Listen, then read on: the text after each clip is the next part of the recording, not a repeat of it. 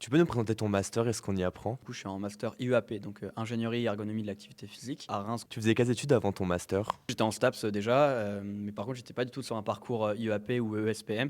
J'étais vraiment sur une licence management du sport où là, l'objectif, c'était plus de la conduite de projet, essayer d'être dans l'événementiel sportif. Puis finalement, ça me plaisait pas spécialement et je voulais avoir une fibre un peu plus autour du sport santé. Tu l'as connu comment ton master? J'étais à Reims déjà avant et du coup, j'avais échangé un peu avec le doyen et les différents responsables de la composante. C'était un parcours qui se créait un peu sur cette année-là et du coup, je l'ai appris un peu comme ça parce que j'étais déjà élu UFR à ce moment-là. Et on avait voté les maquettes et la maquette m'intéressait. Est-ce que tu aurais un conseil pour avoir un bon dossier et se différencier? Je suis un peu issu de la fibre associative et du coup, j'aurais plus tendance à dire que ce genre de profils peuvent aussi apporter une plus-value. Le but quand on est à l'université, c'est aussi de se découvrir, de devenir un vrai citoyen. Et du coup, si on s'engage, on arrive à complémenter, on va dire, ce qu'on peut apporter. Tous les engagements qu'on peut avoir à côté de la formation, qu'on arrive à valoriser finalement sur e-candidat ou sur mon master maintenant. Tu l'as vécu comment ta transition des études post-bac aux études master? J'ai plutôt apprécié au début parce que quand on est en licence, on n'est pas forcément considéré en tant qu'individu, on est plus considéré comme un groupe. Et quand on est arrivé en master, les premiers jours et les premiers mois, on était considéré comme les individualités d'une promo. On a plus cette proximité, on va dire, avec directement la formation, les enseignants, les professeurs et même entre les étudiants. Et c'était quoi du coup la plus grosse différence entre les études post-bac et les études master? On va être sur des études de cas, de critique beaucoup plus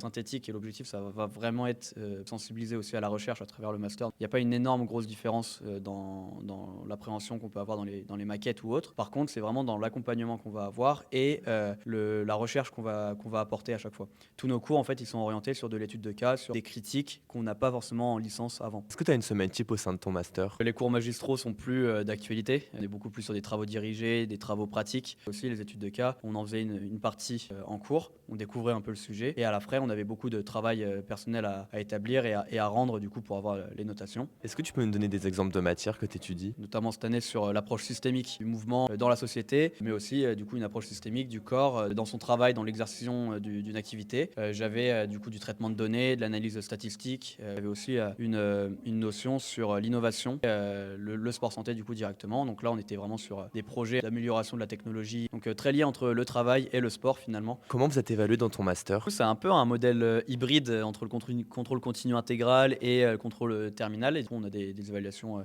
soit écrites, soit orales.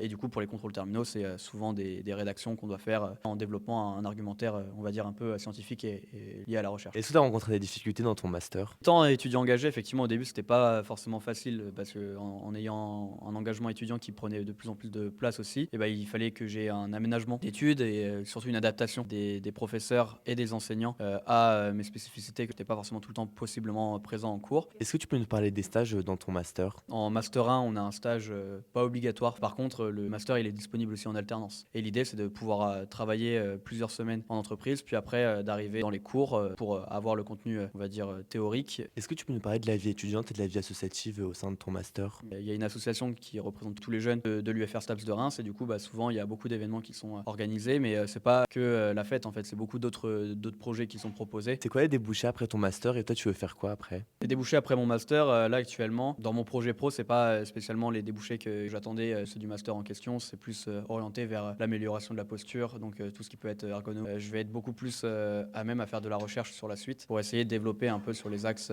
de sport santé, de littératie physique et de structuration finalement de l'activité physique et sportive dans la société, moins en rapprochement avec le parcours IEAP et plus en rapprochement avec mon parcours de licence que j'avais avant en management du sport. Je vais essayer de plus repartir sur cette voie-là pour justement essayer d'approfondir mon insertion professionnelle et pourquoi pas être enseignant-chercheur d'ici quelques années.